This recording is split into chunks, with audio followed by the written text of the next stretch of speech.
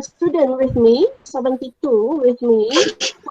Can we wait for like another 5 minutes so that all of you can join us? Because I'm waiting for 2 groups. Okay, Yeah. yeah. The total of the 2 groups should be around 100. Okay. Sure, Doctor. Yeah, sure, Doctor. Okay, thank you. Alright.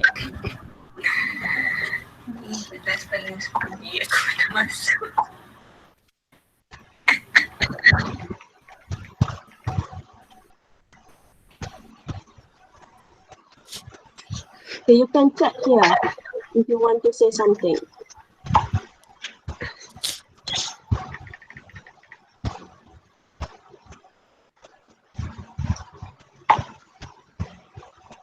Selamat Hari Raya, Doktor.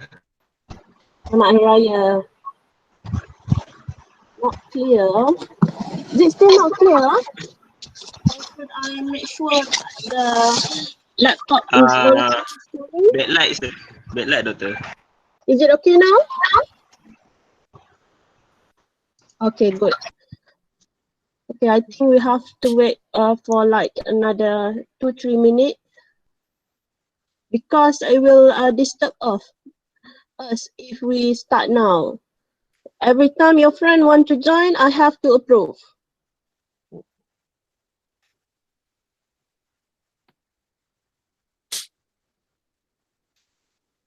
$75. Okay, now now it's already recorded.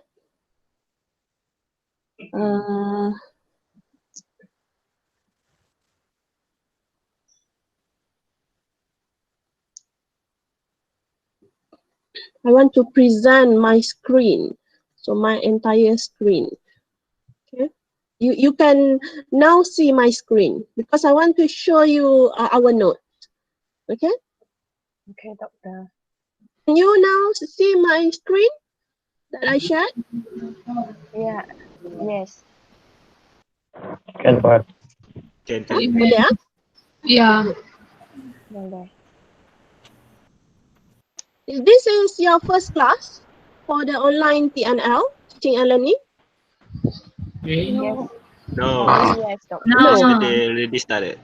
Okay, good. Okay, I think we stop at page 146. Okay.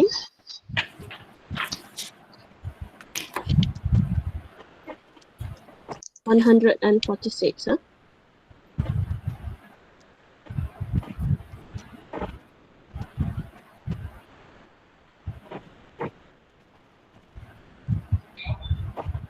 Okay, here.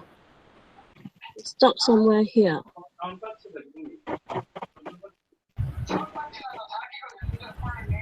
Computing instantaneous velocity. Okay? Okay. Okay, we already know there are 2 formulas for the instantaneous velocity. One is with the variable h, another one is with variable x. Okay, so for h it is the second definition. So here is the second definitions of the instantaneous velocity. We have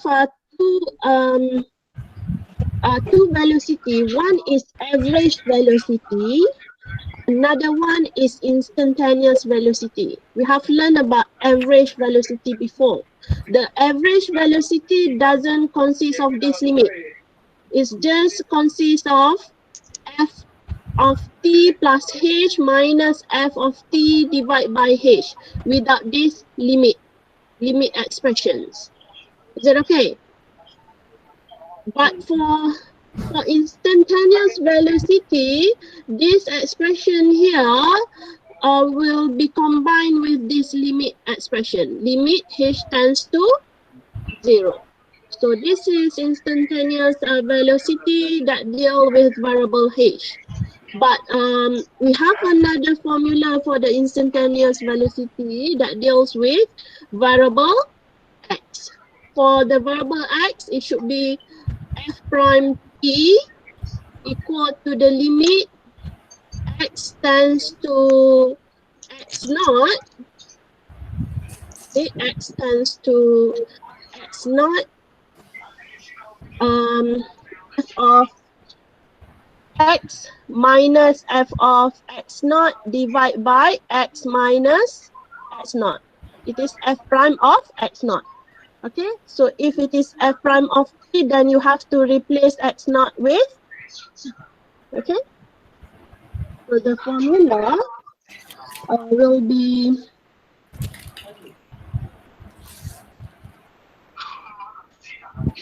Vt equal to f prime of t equal to the limit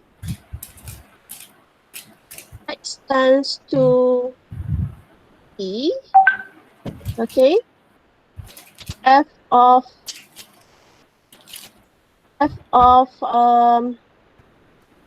x minus f of t divided by x minus t. So this is the formula. It's come from the formula of f prime x. F prime x is equal to the limit of f of x minus f of x naught. Okay, so this is f prime of x naught. X tends to x naught, and then we have to divide this with x minus x naught. Okay, so this is another formula. This one deal with x, and this is with respect to the variable h. Okay.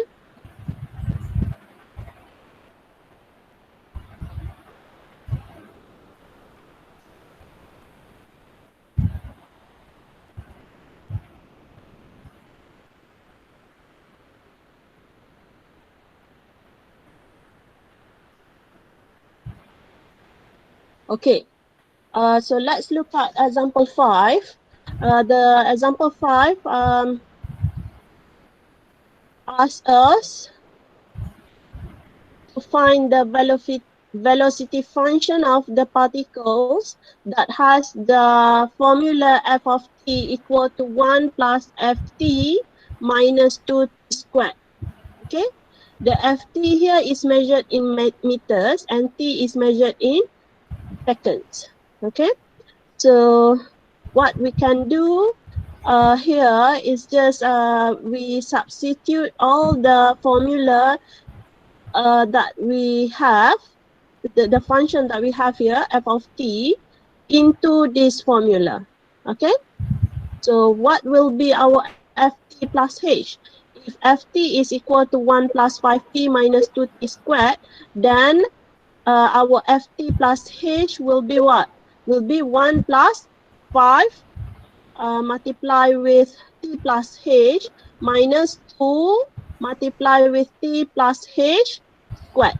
Okay, okay, and then we will get this, and then we minus with ft, so ft will be the original function, and then we divide with h, and we have to take limit as h tends to 0. And of course, once we got this, we have to simplify so that the denominator will be cancelled, because we cannot divide any expression with 0. We have to eliminate this h by simplifying the expressions. Okay, so in order to do so, we have to simplify. Okay, and cancel out whenever we can cancel. Okay, so from here we got negative 4 ph minus 2h squared plus 5h divided by h. And then we can cancel with the denominator and get this one. Okay, and this is not a rational function anymore. And it doesn't consist of denominator of h. So it is fine for us to substitute h tends to 0 starting from these expressions. And you substitute h tends to 0 here, you get 5 minus 40. So this is the velocity. not only velocity, it is called instantaneous velocity because it deals with the limit h tends to 0. If it doesn't consist of the limit h tends to 0 or limit x tends to x naught, we call it as average velocity. It is still velocity, but that one is average velocity. And this one is instantaneous velocity. Is it okay? Yes, for now. Okay, good. Okay, now.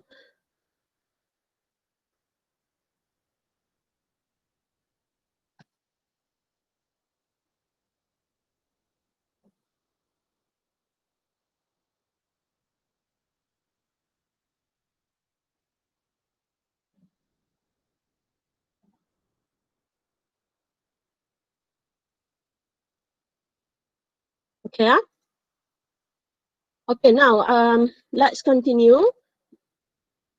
We have this definition.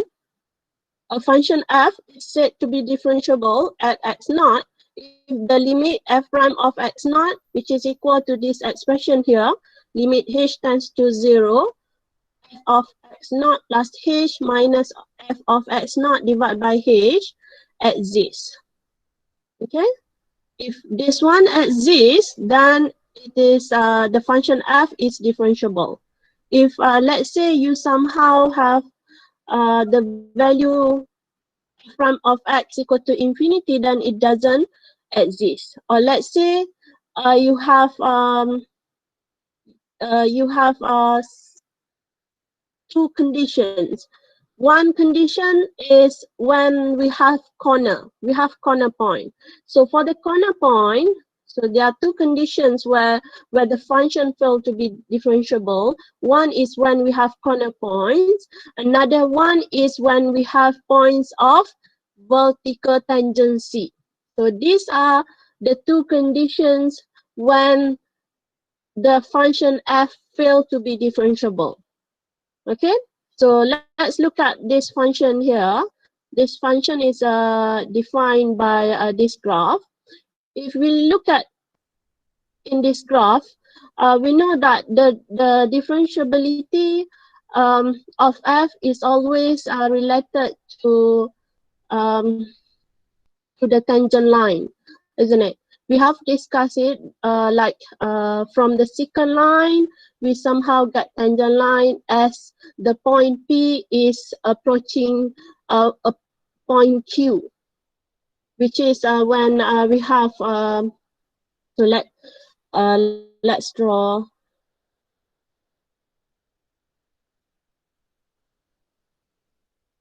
the definition of the differentiability.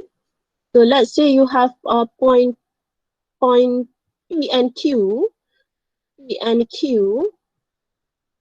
the point Q is not fixed. It can move. So it is defined by the coordinate x and y, and Q is x naught and y naught. So this point here, so let's say this is the function, and then it connects. This 2 point is connected by a straight line, and this straight line is called a secant line. Okay, and then the point Q can move towards P because it is a variable. It is a point that deal with variable points x and y. Unlike P, it deals the coordinate of P is x naught and y naught. It is fixed. You cannot move. This point x naught and y naught cannot move. Okay, but x and y can move. Okay, and let's say the Q is moving towards P.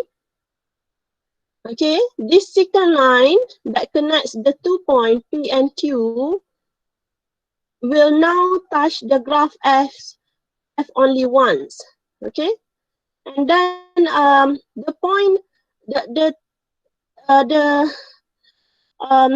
the point now is how you're gonna define the tangent line for a corner point. Okay, there are several points, several lines that can be drawn in such a way that the line still touch the graph once, like this. And you can also draw another graph that also touch the graph only once, and also this one. So for all these points, you have a lots of tangent line. Okay, for the corner points, you can draw lots of tangent lines that only touch the point x naught only once. So for this point, for this corner point, the function f is not differentiable, because we somehow cannot find a tangent, a line, a tangent line that touch the function, the graph only once, and it is the only line that does the job. Okay, and this is one condition. Another condition is when we have point of vertical tangent. Okay, like on this point x naught here, the tangent line is somehow a vertical tangent. Okay, it means that our f prime of x naught, here will be equal to infinity. This one will be equal to infinity. So if it is equal to infinity, does it exist? Infinity is not something that we can see, or we can calculate, or we can determine. So it does not exist. So it means that if f prime of x naught is equal to infinity, then the function f is not differentiable based on this definition. Is it okay? Okay? Is it clear? Okay, ah? Boleh dengar? Boleh dengar dan boleh nampak? Boleh. Yes. Can you see my slide? Boleh. Okay, these are the 2 point, the 2 conditions. Okay, so let's look at example 6. So the example 6 is when we have a function y equal to the absolute value of x. Y is equal to the absolute value of x is it's always positive. It's always positive. This is absolute value functions. So for y equal to absolute value of x, it is defined by x when x is greater than 0. It is equal to negative x when x is less than 0.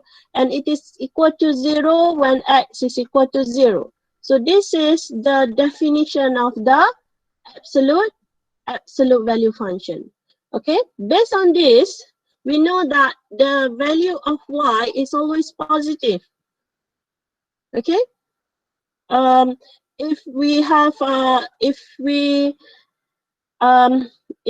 observe the function y equal to x, okay, the graph will be something like this. It is a linear function for y equal to x. But for y equal to x, it will be negative when x is equal to negative. The y will be negative when x is equal to negative value. But for the absolute value of x, we will have the opposite of this one. So instead of negative, we will have positive value of y whenever we have negative value of x. So that's why the graph will be something like this. It will be reflected. It will be reflected about x-axis for x less than 0. For x greater than 0, it will be still the same. If we look at the function, the graph for y equal to absolute value of x, we actually notice that we have a corner point at x equal to 0. So this is the point that we have to be careful. The question in example 6 asks us for what? It asks us prove that fx equal to the absolute value of x is not differentiable at x equal to 0. Okay, so before we know by the notes in this one, the note here, it says that the corner points and points of vertical tangency will be not differentiable, won't be differentiable. But how we gonna prove that for corner points it will not be differentiable? So we have to prove by using limit in definition 2.2.2. Okay? Okay, now for the solution from formula 5. Which formula 5 that they are talking about? I think this one, okay? The formula for differentiability that involve h. We have another formula with that deal with x. For x, then we will have here x tends to x naught instead of h tends to 0. Okay. So formula 5 with x not equal to 0. Okay. F prime of x, f prime of 0 is equal to the limit h tends to 0, f0 plus h minus f of 0 divided by h. Okay, and then we have fh minus f of 0 divided by h, and f of h from the formula of the absolute value, y is equal to absolute value of x. So f of h is equal to absolute value of h. So from the function, we know that f of x is equal to the absolute value of x. So it means that our f of h will be absolute value of h. And then f of 0, we know from this definition, it will be 0. It is equal to 0. Okay? So absolute value of h minus 0, and then you divide with h.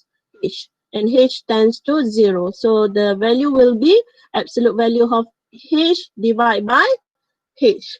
And absolute value of h, there are two values. One, absolute value of h divided by h, there are two values. One will be equal to 1 whenever h greater than 0.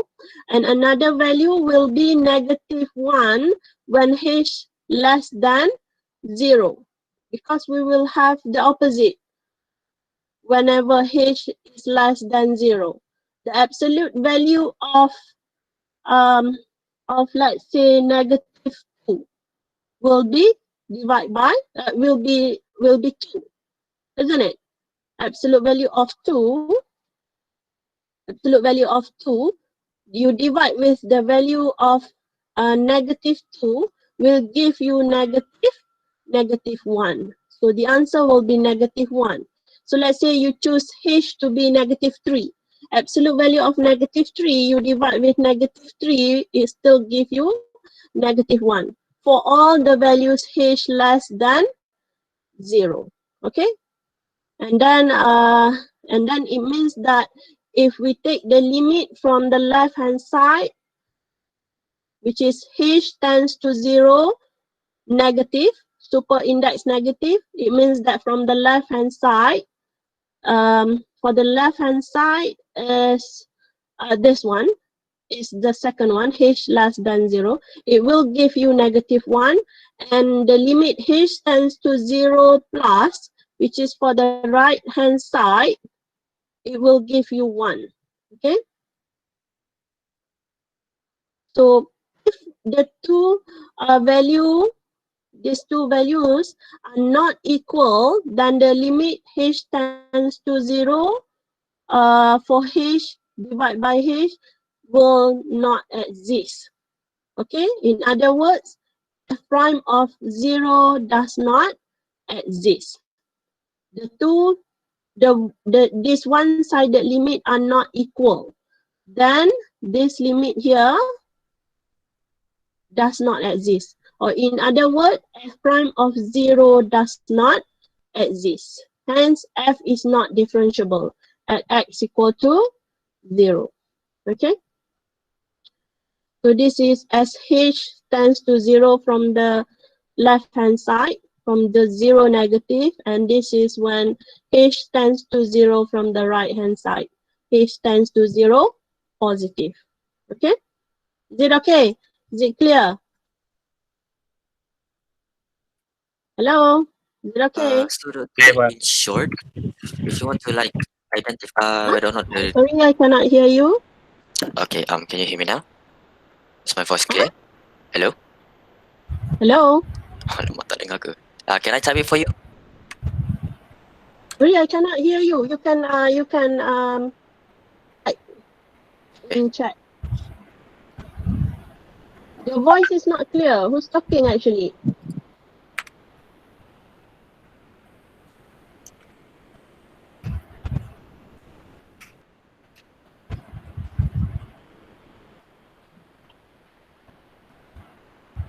The screen is the same. Notes, the notes that I am using in our class. It is the book by Anton on page 146. Mana ni? Is it okay? Short if If you if want to prove you whether if you the see the meeting from the handphone, it won't be clear. That's why I suggest you to use your laptop. But then actually the notes that I'm using is the same note that we use in class, which is the book by Anton. Okay? Okay, doctor.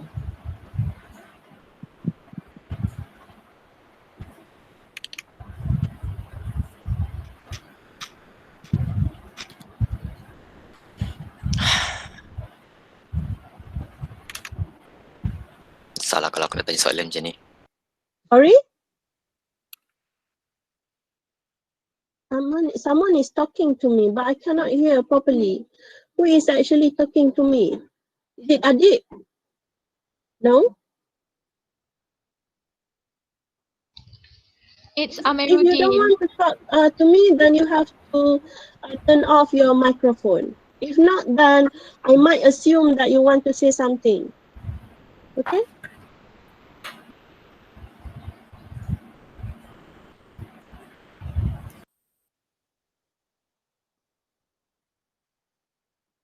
Okay, you have to mute your microphone. Okay, because it is super sensitive. Everyone can see your voice. I mean, everyone can hear your voice. Okay. I hope everyone is clear about the notes that I'm sharing. It is the same notes that I'm using, and everyone should already have it. It is the book by Anton.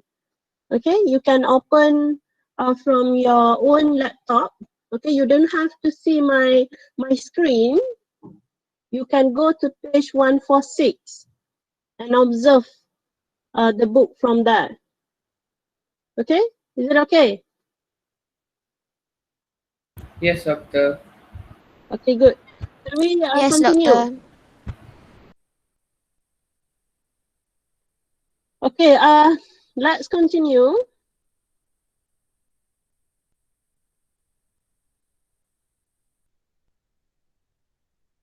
There's one theorem which is it's connect the function, the differentiability and the continuity. It says that a function f is differentiable at x naught, then f is continuous at x naught. But it doesn't work the other way around. It doesn't say that if f is continuous, then it will be differentiable. It doesn't say that, okay? But it says if f is differentiable, then f is continuous. If we look at here, if we look at this graph here, is this graph is continuous? What I say about continuous before? I say the continuous in when you walk along the graph and you don't have to jump along the graph, isn't it? Yes, it is If you continuous. can Yes, yes. still walk along the graph Yes, and you doctor. don't have to jump, then the graph, the function f is said to be continuous. It means that our function y equal to the absolute value of x is a continuous function, isn't it? Yes, It yes. is a continuous function, but it is not differentiable everywhere. It is differentiable everywhere except one point, which is x equal to 0. It is differentiable here, it is differentiable over here, it is differentiable over here, but it does not differentiable at x equal to 0. But do we have to jump at x equal to 0 in order to go to the other side? No, No, we don't we have to. don't have to jump. It means that it is continuous everywhere. Okay? So, if we look at the theorem, it doesn't say that if the function is continuous, then it is differentiable. It's just say that the function, if differentiable, then f is continuous. So this theorem is also equivalent to if f is not continuous, then f is not differentiable. It is equivalent to this statement. Okay.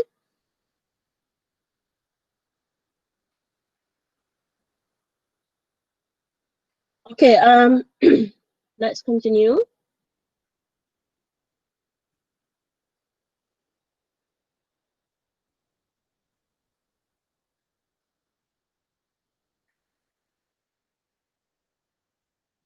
Now let's continue to the introduction techniques of differentiations. Okay. Derivative of a constant. Obviously, we already know from your secondary school that if you differentiate any constant, it will still give you 0, isn't it? So let's say you have here a function y equal to 100, or in this case y is equal to c. It is generalized by c. It can be 100, it can be 200, it can be 300, it can be 5 as well. But whatever it is, whenever we have a constant function, the graph should be horizontal line, isn't it? It will be horizontal line, and it will be parallel to the x-axis, and it will intersect at y equal to c. Okay, and then we know that the derivative for all the point along from all for all the point from negative infinity up to infinity, the derivative will be 0. Okay, it will be 0 here, it will be 0 here, it will be 0 over here as well. Okay, so from negative infinity up to infinity, regardless the value for x, f prime of x will be 0 when we have fx equal to c. And then we can continue with the power rules. Okay.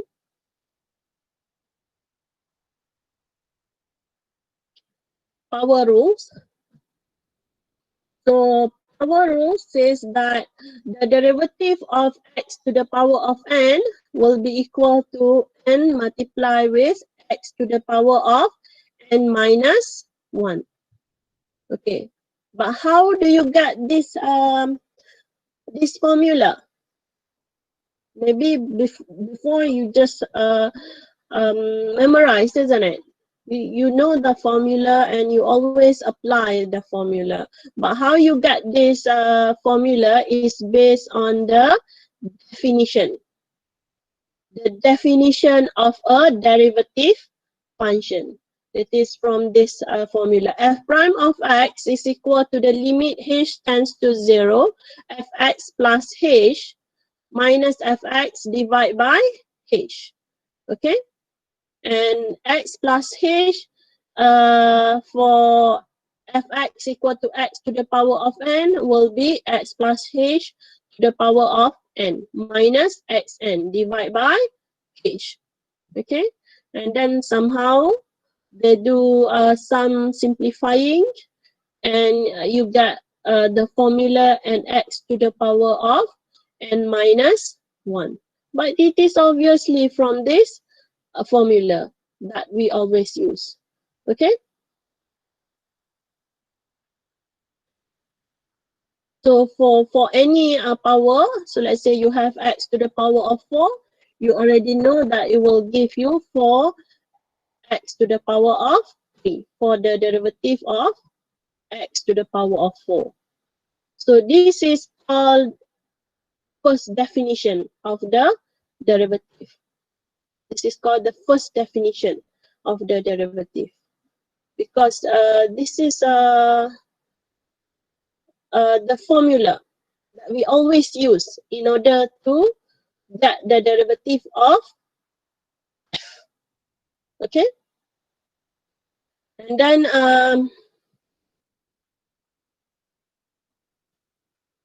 then if you look at this formula, it somehow says that n is a positive integer, but it is not necessarily positive integers only. It could also work for n negative as well. And of course, it's also, sorry, it works for n negative. Okay, it should be positive, but is it only work for integers? No, right? So let's say you have x to the power of 1/2. So x to the power of 1/2, the derivative of x to the power of 1/2 will still give you 1/2 x to the power of negative 1/2 based on this formula. But this formula says that it is positive and it is integers, whereas our 1/2 is not integers. So these theorems can be generalized to not only integers but also any real numbers. Okay, for any real numbers r, and works as well. Okay.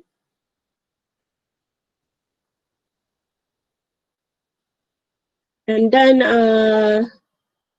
if you have constant multiply rules, this constancy can always be taken out from the derivative d dx. Okay, why is that? Why is this formula always whole? It's because by using the first definitions, we have this formula, and by simplifying, somehow we have the c here, and the c does not depends on h. So when it does not depends on h, means that the c can be taken out from the expressions. Okay, so that's why you have c d dx f of x. Okay.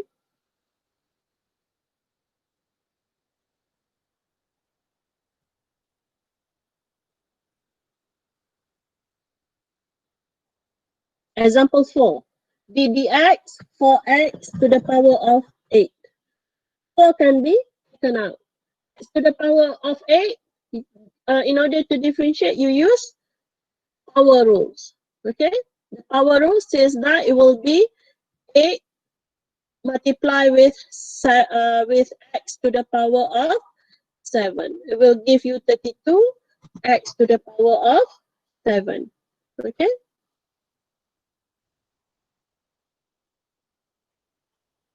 For the derivative of sums and difference.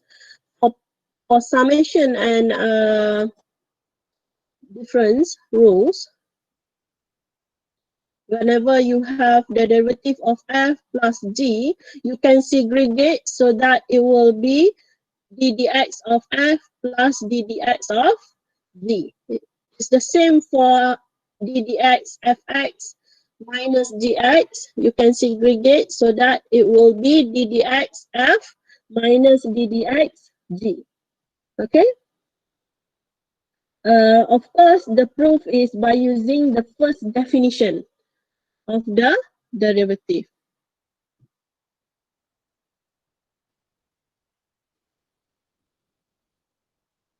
Okay, then example 5 here.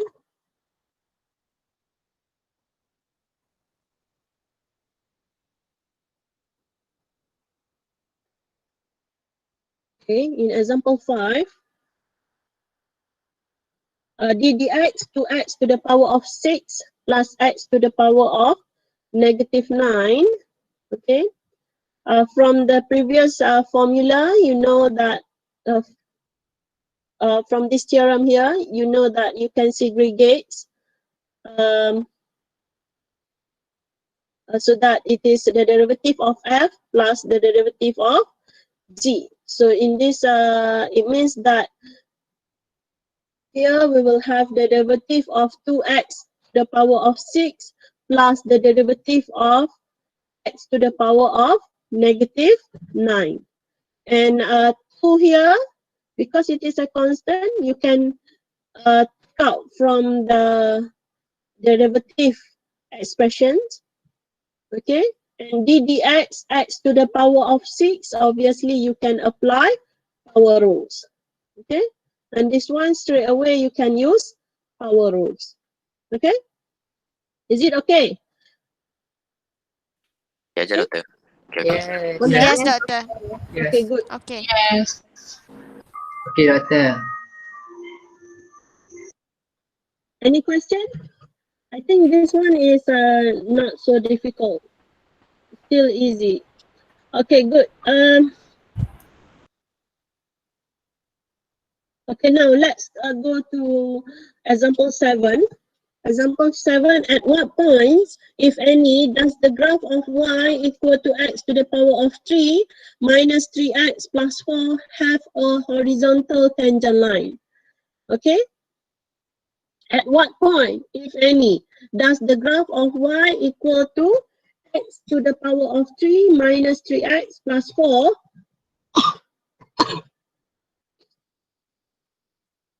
have a horizontal tangent line? So before we can conclude that it has a horizontal tangent line or not, we have to differentiate. We have to differentiate the function y.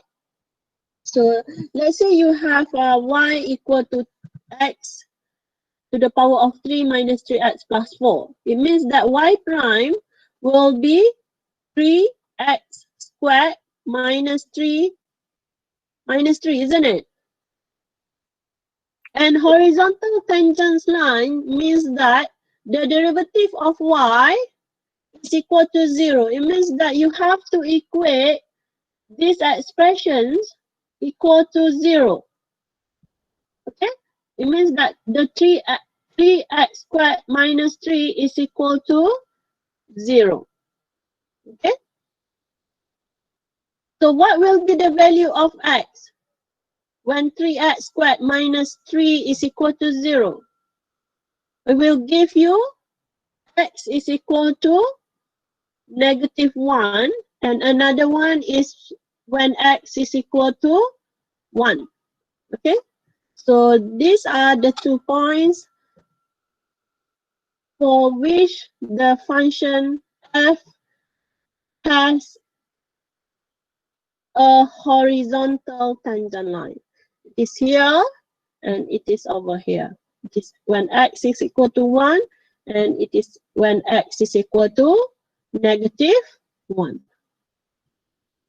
And if you want to find the coordinates of this, you can substitute again in the function y. You already know the value of x. Okay? So it means that you have to substitute what will be the value of y when x is equal to 1. What will be the value? And what will be the value? Sorry. What will be the value when x is equal to -1? You substitute in this one. You cannot substitute in y prime. If you substitute in y prime, it will give you 0. It will obviously give you 0. We want to find the coordinate of y, so it is must be related to the function y. So y of 1, it will give you 2 if you substitute in this one. So 1 cube minus 3 plus 4. It give you 2. And y of -1, -1 cube minus 3 multiply with -1 plus 4, it give you 6.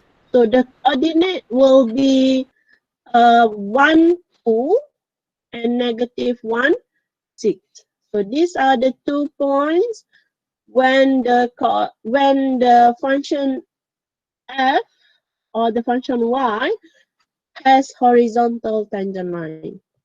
Okay? Okay, now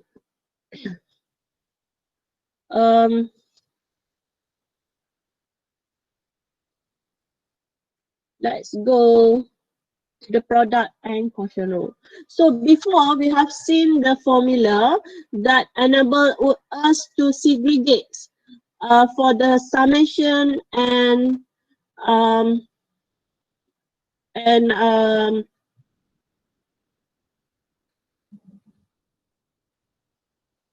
for the summation and difference rule. Okay, for the summation and difference, we can segregate.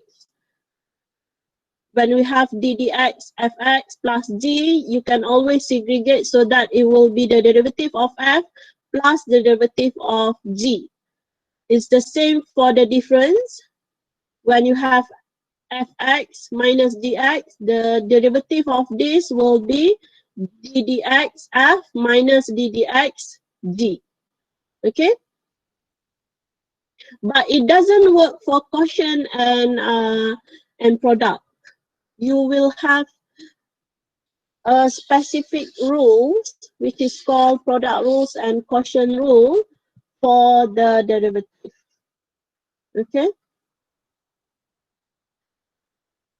So, whenever you have the product of f and g, the derivative of f multiply with g, it will be f multiply with the derivative of g with respect to x plus g multiply with df dx. Okay. Or some people always write it in terms of u and v. So d dx for uv is equal to u prime v plus v prime u. So this one is uv prime. So uv prime, which is equal to d dx uv, is equal to u prime v plus v prime u. It's the same as in equation 1. So this is called product rules. And we have, and obviously this product rules is obtained from the first definition. First definition. Okay, so this is our first definition.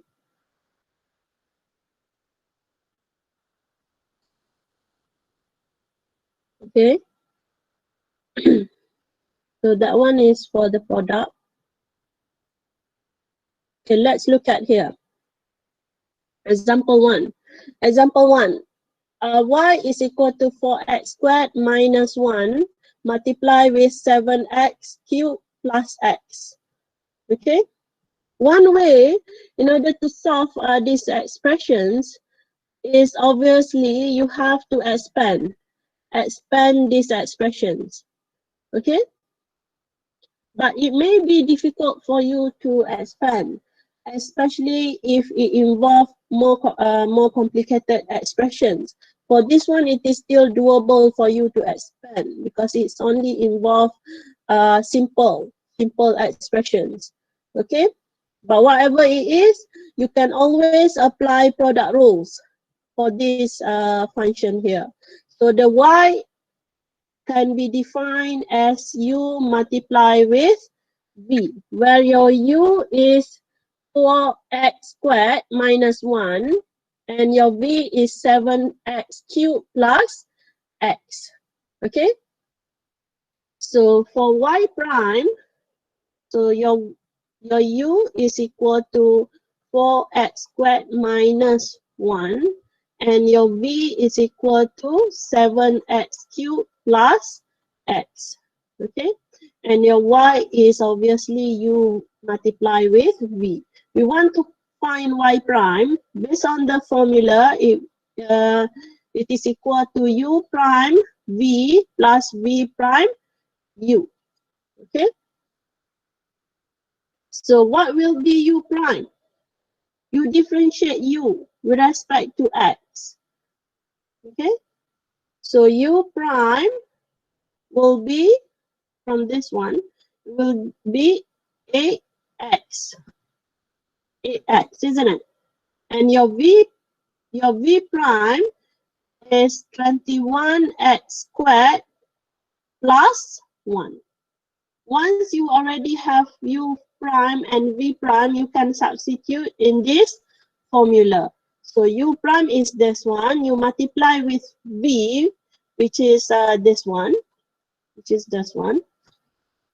This is equation 1. This is the second one. This is the third one. And this is the fourth one. So u prime is this one, the third one. The v is the second one. The v prime is the fourth one. The u is the first one. You substitute everything and then you will get the y prime. So that is how we solve y prime by using product rules. If you don't want to simplify these expressions, obviously we can do the simplifying. So for 4x squared multiply with 7x cubed, you will get what? 28x to the power of 5. And then from here you will have what? Plus 4x cubed minus 7x cubed. And then here you have minus x. So that's your y. So this one, the y here, is much easier for you to differentiate actually. But it is not always work that way, because our expression, if you look at in example 1, it is actually easier if you simplify the original expression before you apply the differentiability. Okay, before you differentiate the function y. Okay, but you can always use product rules. Okay, so from here the y prime will be what? 28 multiplied with 5, and then x to the power of 4 plus 12x to the power of 2 minus 21x to the power of 2. These two can be combined because it's the same power. And this one minus x, if you differentiate, you will get negative 1. If you simplify, it will be the same as when you use a product rules. Okay.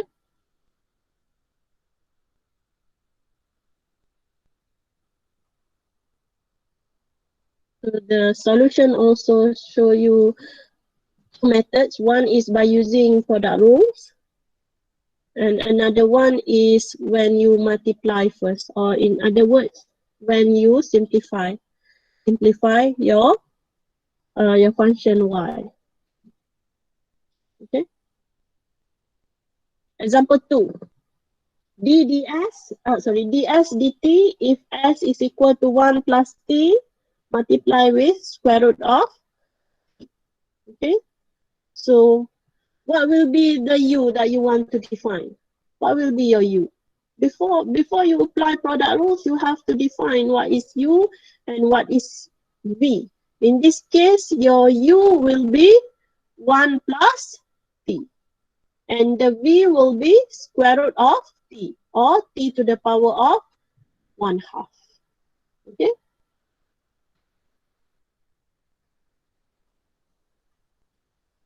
And this is s, so it means that your s prime will be u prime v plus v prime u.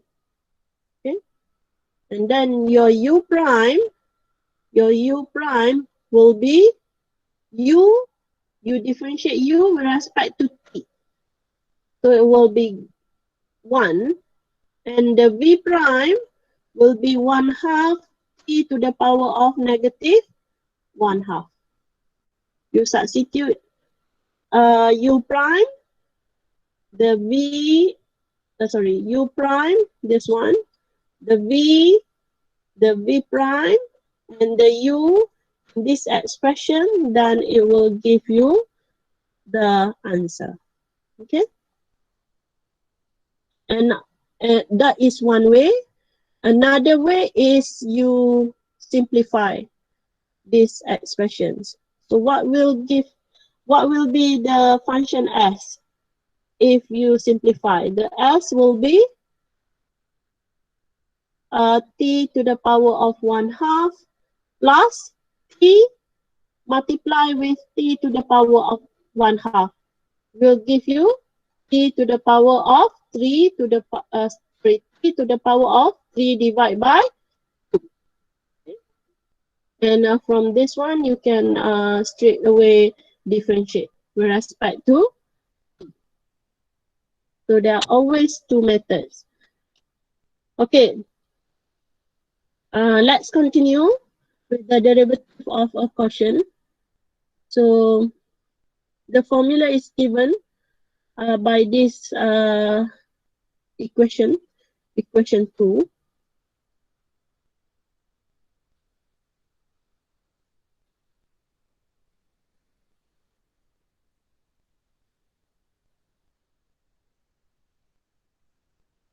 Okay, equation 2. So in terms of u and v,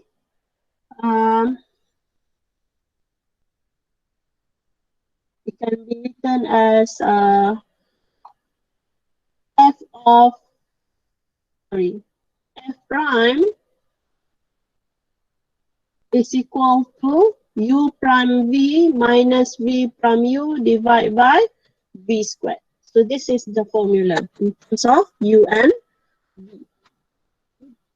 Okay. So the g is equal to v, the f dx is equal to u prime minus f is equal to u, and the v prime is dg dx divided by g of x squared. It is v. Okay. So this is f prime for f is equal to u divided by v. Okay. Okay. Let's look at example 3.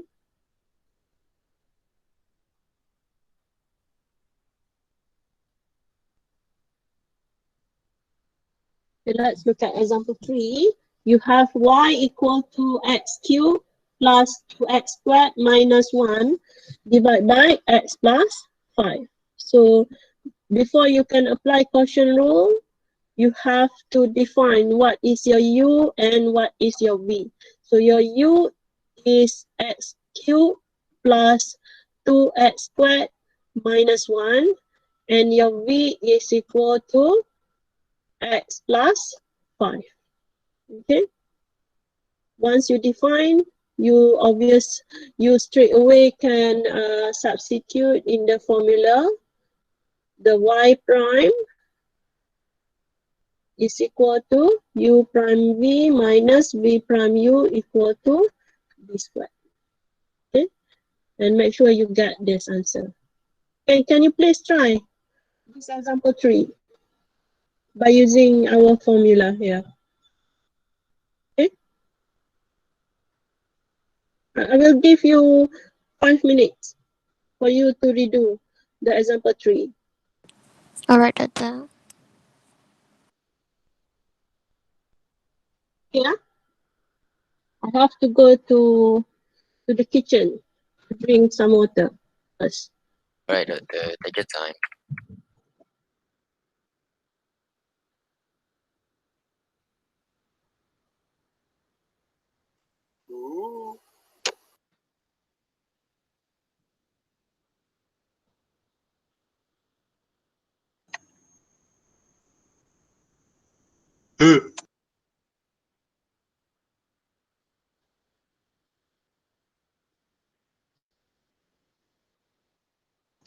Farid dah Farid.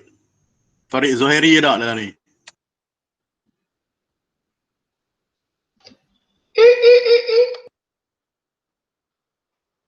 Farid ke tu?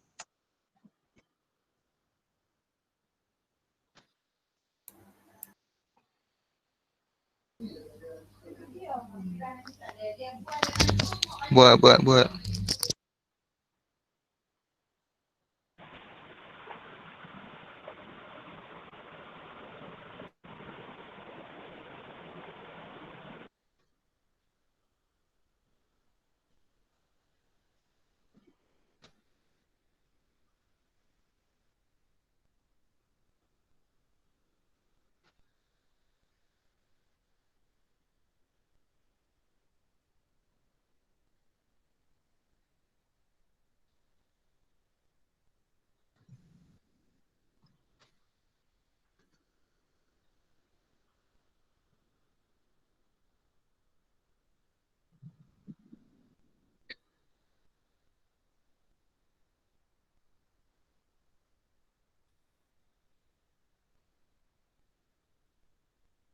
Tak sempat salin soalan.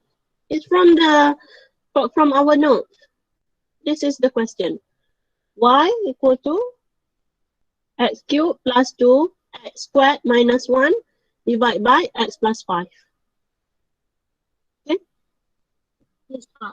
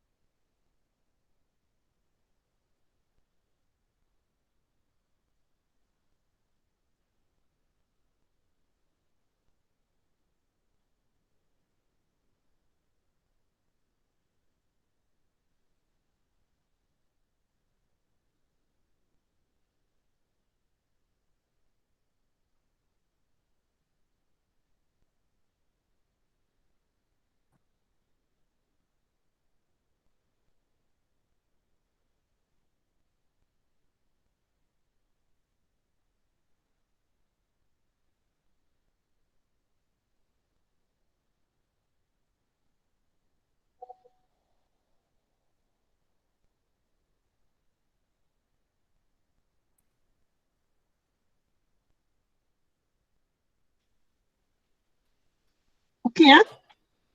Okay.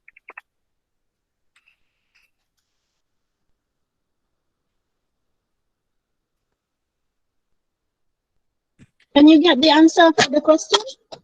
Yep. Can. Is it doable? Yes. Yes. Okay, good. So Yes, can we continue? Huh? Yeah, sure, Doctor. Okay, good.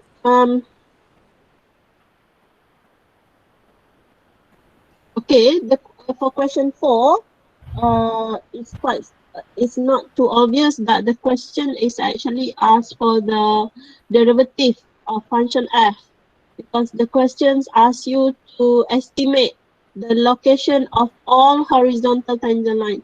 It means that firstly you have to find f prime of x, and after that you have to let the f prime of x to be equal to 0.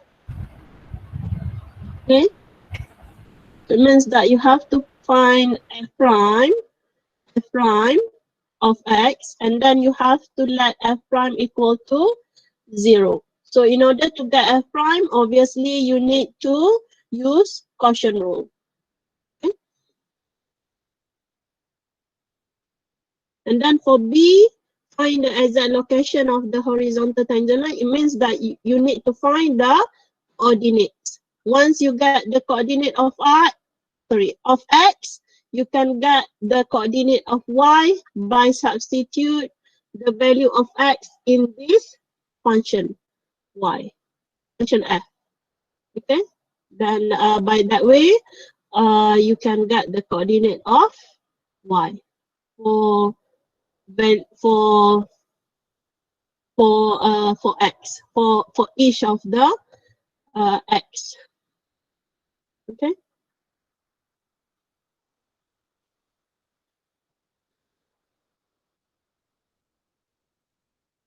Okay, now let's continue with the derivative of trigonometric functions. We already have we already know the limit for sine h divided by h as h tends to 0, and we know that this one is equal to 1. How do we know that it is equal to 1? Before we use Lupita Rule, isn't it? We use Lupita Rule. If you substitute h tends to 0 in this expression, it will give you 0 over 0. Whenever you have 0, anything with 0 over 0, 0 over 0, or infinity over infinity, you can apply Lupita rules. Okay? So the limit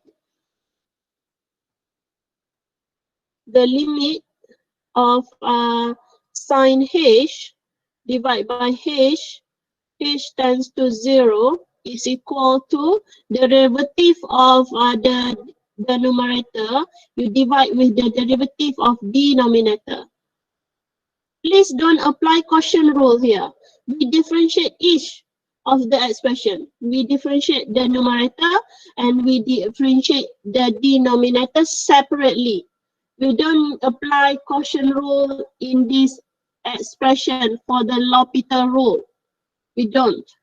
In this formula for the Lupita rules, we have to differentiate the numerator and we have to differentiate the denominator separately. Okay, so this one, you differentiate, if you substitute h tends to 0, it gives you 0 over 0. Whenever you have 0 over 0, you can apply Lupita rule. Okay. So it means that you can differentiate sine h. Sine h, it gives you cos h, and then the h, if you differentiate h with respect to h, it will give you 1. Limit h tends to 0. For this, plus 0, it gives you 1. You divide with 1, it will also give you 1. So that's why you have this expression, 1 and 2. Equation 1 already shown. For equation 2, obviously it is also comes from the Lupita Rule. If you substitute h tends to 0, it will give you 1 minus cos 1. Cos 0, it gives you 1. 1 minus 1 is 0. Divide by h is 0. So actually you have 0 over 0. You apply Lupita Rule, somehow you give you 0. You can try at home. Okay? For these two expressions. And then what? And then this is from the first definition. If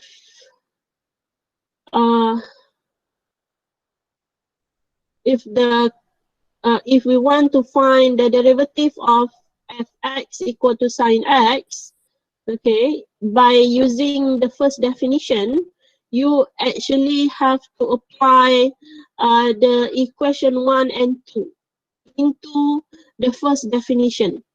Okay, so this one and this one. These two here, once you apply, so this one will give you 1 and this one will give you 0. Once you substitute everything, h tends to 0, cos x multiply with 1, it will give you cos x. You already know that the derivative of sine x is equal to cos x, but how do you get it? It's from the first definition, and obviously not only that, you also have to make use of equation 1 and equation 2 in order to solve the first definition's formula for the derivative of fx equal to sine x. And the solution for the derivative of sine x is equal to cos x. So we have shown that d dx sine x is equal to cos x. And then you can use the same methods and derive the other formula, which is the derivative of cos x is equal to negative sine x. Okay. And then for the example 1, you have here y is equal to x sine x. Okay. So this is why the quotient rule and the product rules is very important, because you cannot simplify the trigonometric expressions. Before, in the previous example, you can always simplify. You can always multiply the two expressions so that you get a simpler looking expressions, and after that you can straight away differentiate. But not for this kind of functions. The function that involve trigonometric won't be easy for you to simplify. So the only way to differentiate the y here is by using product rules. We have to denote one expressions as u and another one is v. So the u here is equal to x, and another one v, one is v, which is equal to sine x. Okay.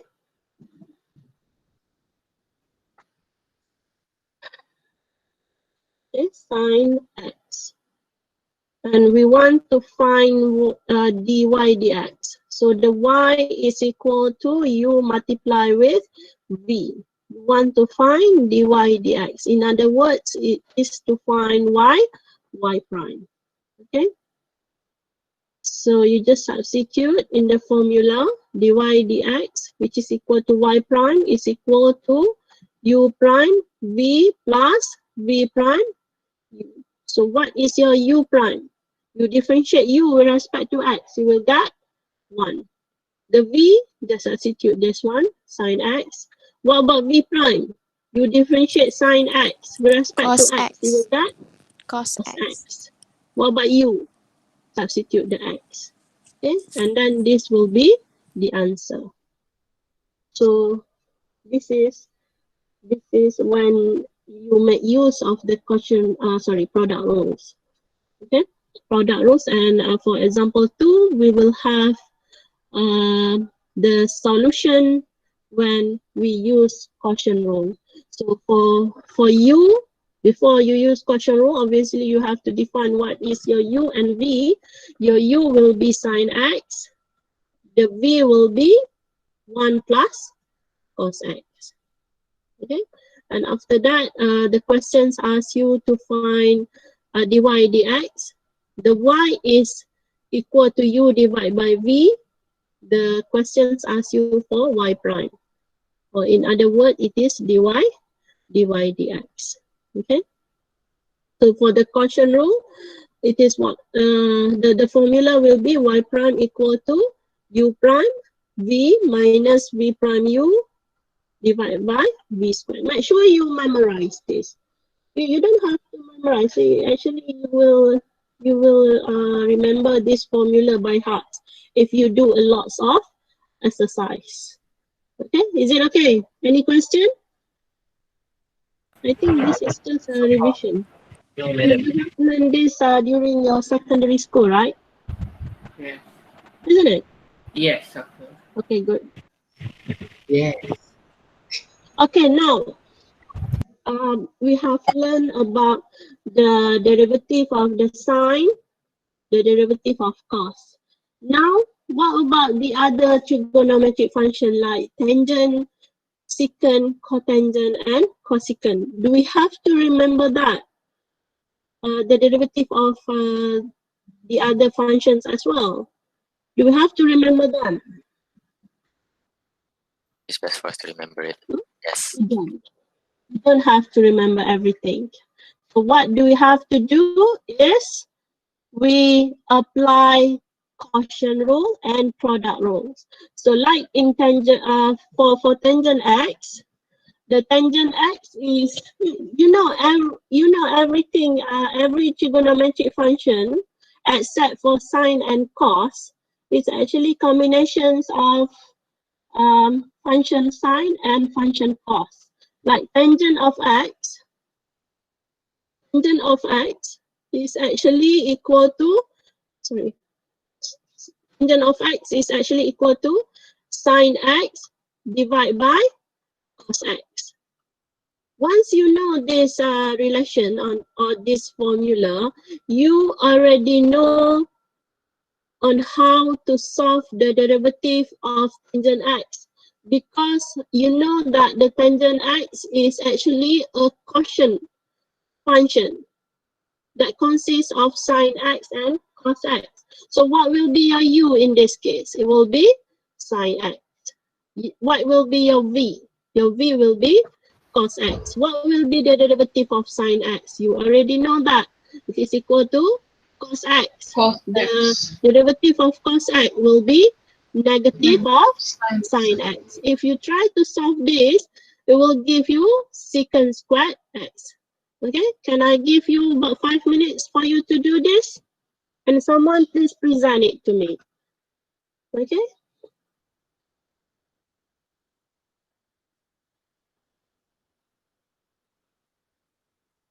Can you share like a picture in the chat, in this chat box? Or is it just a message, like message? Okay.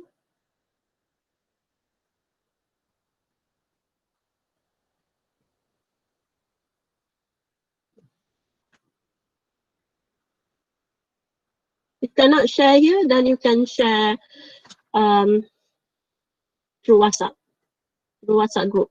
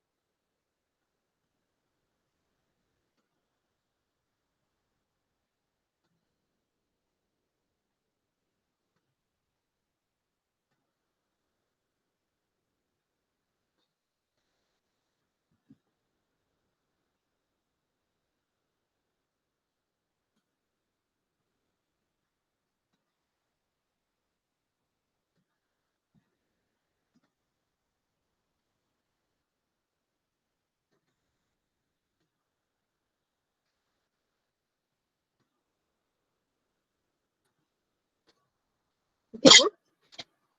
So you have y equal to tangent of x. Okay. Tangent of x, where you know that tangent of x is a combination of sine x and cos x. It is a rational function. And the sine is equal to u and the v is equal to cos x. Okay? Okay, now you want to find y prime. Y prime from the quotient rule is given by u prime v minus v prime u divided by v squared. Okay? So your u is equal to sine x. So it means that your u prime is equal to cos x. The v is equal to cos x. So it means the v prime is equal to negative sine x. You substitute in this formula here, the y prime is equal to u prime. So u prime is cos x. Okay. Multiply with v, which is cos x. Okay. Minus v prime minus negative sine x. Okay. You divide, you multiply with u, which is sine x. Okay. And then you divide with v squared. So your v squared is cos squared x. Okay, now you have cos squared x plus sine squared x. So that is the formula, what we call it, the trigonometric formula. So sine squared x plus cos squared x is equal to 1. Okay, you divide with cos squared x. Cos squared x is equal to secant squared x. 1 over cos is secant. So 1 over cos squared x is equal to secant squared. So that's why you have the derivative of tangent x to be equal to secant squared x. Okay, you can do for the second one, d dx secant x. So what is secant? It is 1 over cos, isn't it? Secant is 1 over cos. So for the second question, y is equal to secant x, 1 over cos of x.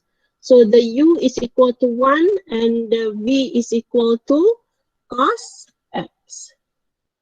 Okay.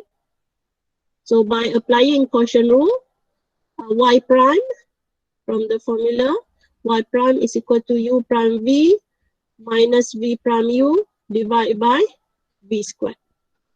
Okay. U prime, you differentiate 1 with respect to x, you will get 0. V is equal to cos x minus v prime, you differentiate v with respect to x. It will give you negative sine x. The u is equal to 1. You divide with v squared. V squared is cos squared x. Okay. 0 multiply with cos x, give you 0. Negative multiply with negative sine x, it will give you sine x divide with cos squared x. Okay. Plus 1. Plus 1. 1 plus sine 1 x. plus sin x. You don't have to simplify the denominator. Nanti nak Okay. potong jadi 1 over So cos. somehow the Sekali answer secant is x in saja. terms of secant x, tangent x. You can leave it as this one. This is already correct. But somehow the answer which is given here is equal to secant x multiplied with tangent x. So secant x multiplied with tangent x. How do you get secant x multiplied with tangent x from this one? Okay. So secant, you know that it is 1 over cos. right? You multiply with sine x, divide by cos x. So sine x divided by cos x is obviously equal to tangent of x. 1 over cos of x is equal to secant x. So that is how you get this. But in exam, it is fine if you leave it as sine x divided by cos squared x. But because I already know that you get it from the quotient rule, and all your works is correct. Okay, or the solution is correct, the method that you use is correct, then it is fine. Okay, even though you don't get the final answer as given in the book. Okay, is it okay? Any question? Any question? Tak ada buat. Yeah. No question, huh? Okay, good. Okay, you can do the exercise, the and the fourth example.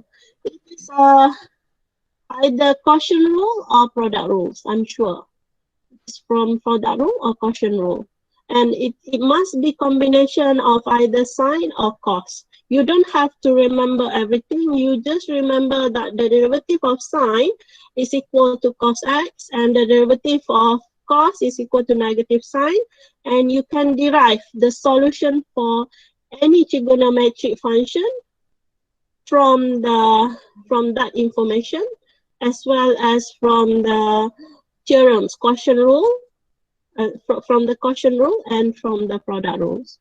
Okay.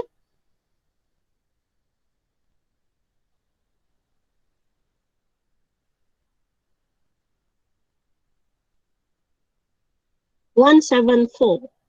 We can stop at 177. Once we reach 177, then we can stop, because once from page 177 will be combined with group D for tomorrow's class. Okay. Okay. Alright, Now Tante. the chain rule. The chain rule. It is basically given by these theorems. Dy dx is equal to dy du multiply with du dx. So it is not necessarily just these three variables. It can be up to infinitely many variables.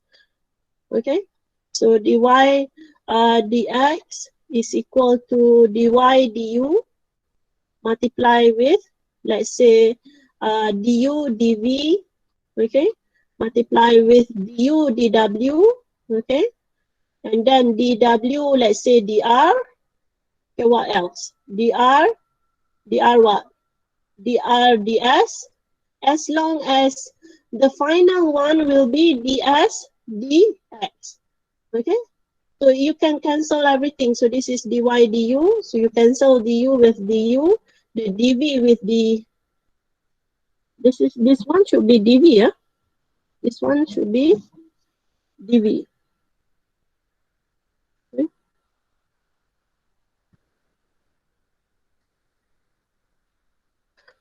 This one should be dv. Okay, you cancel dv with dv, and this one is dw with dw, the dr with dr, and ds with ds. What is left is dy and dx. dx and dy. So it doesn't matter how many variables in between these two expressions. In fact, we might have finitely many variables. It doesn't only restricted to three variables only, as in equation 1. Okay, so that is why it is called chain rule. Okay, let's look at example 1. Find dy dx if y is equal to cos of x to the power of cos of x to the power of 3. Okay, so if is y equal to cos x, okay, you know that the y prime is equal to negative of sine x. So this is something that you already know. But in this case, you have y equal to cos of x cubed. So you have to define the x cubed as another variable or another function. Okay, so let's define the x cubed here by u. So you define u as x cubed. Okay, so your y will be cos of u. It won't be cos of x cubed anymore because you already defined the u as x cubed, isn't it? Okay, so if the questions ask you to find dy dx, you can actually use chain rule, which is dy du multiply with du dx. Okay, if you define u as x cubed, is it doable for you to find u prime du dx? Is it okay for you to find du dx? It is fine because it is just our rules. So u prime or du dx here, so the du dx, it will be equal to 3x squared. Okay, and then the dy du, why? If you differentiate with respect to u, you already know that if you have y equal to cos x, then y prime is equal to negative sine x. Okay, if you have y equal to cos u, and you want to differentiate the y with respect to u, so the dy with respect to u will be equal to negative sine u. Okay. Okay, so we have dy du equal to negative sine u, and you multiply with du dx, which is equal to 3x squared, and then the final answer must all be in x. Okay, so for this one, it is negative sine u, but still for the final answer, you have to replace the representation of u so that it is in terms of x.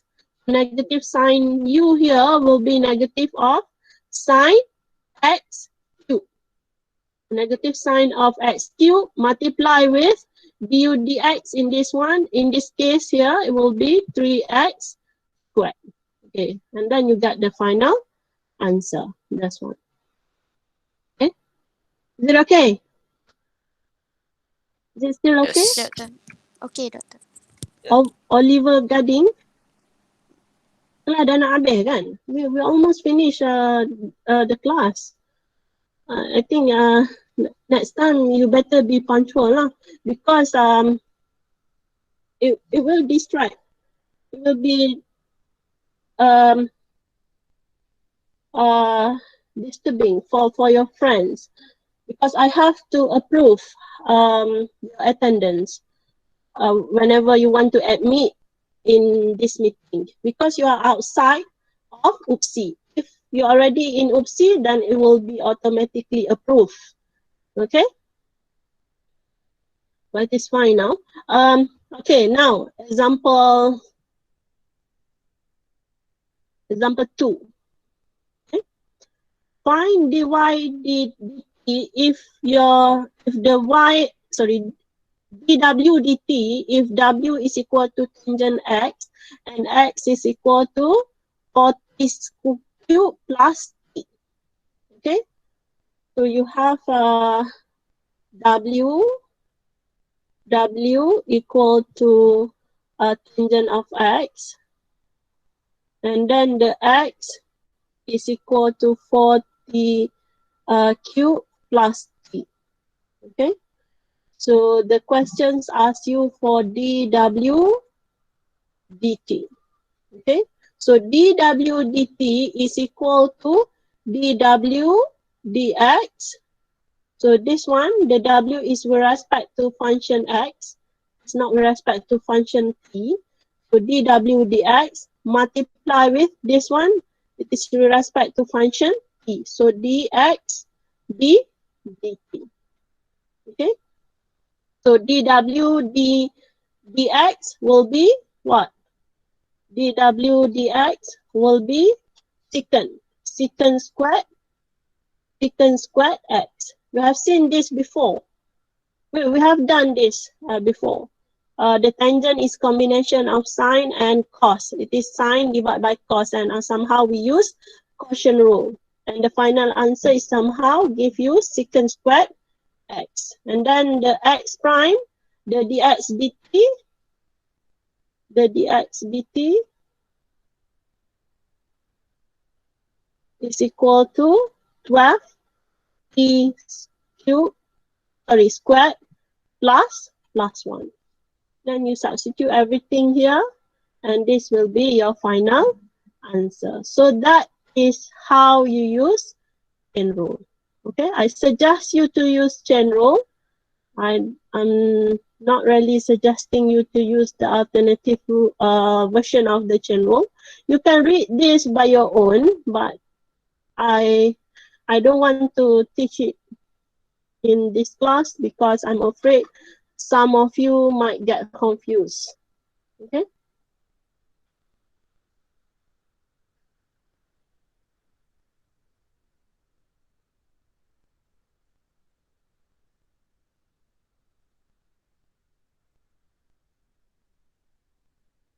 So now is page 1.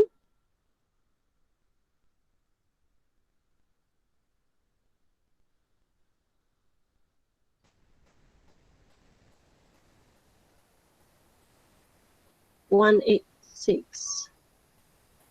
Where is 177?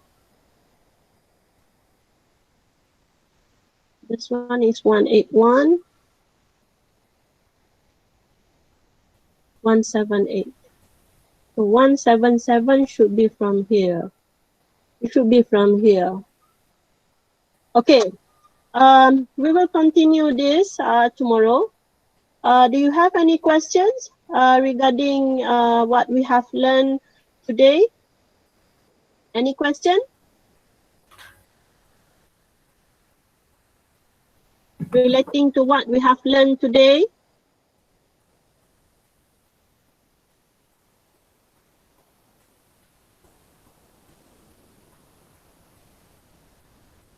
Any question?